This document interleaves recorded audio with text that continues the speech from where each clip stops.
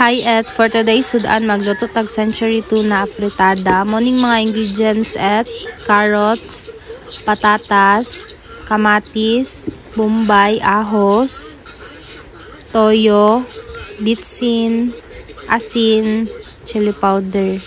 Yan, ako na siyang gipanghiwa tanan et o gi-prepare.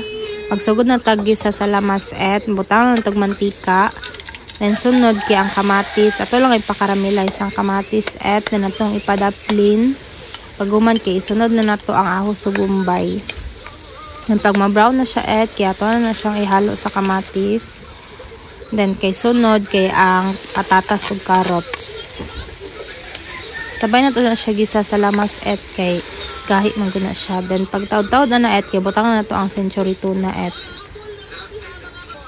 Tapos haluon na to siya et then butang gisa ka baso nga tubig. Dira lang po gibutang et kay napamanggoy na bilin sa sulod sayang. Then butang na po natog toyo, asin, chili powder, og bitsin.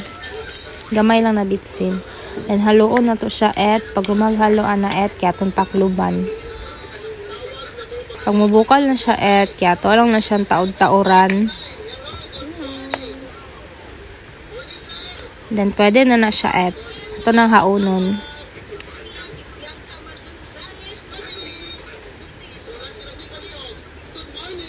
Mga onday ta et.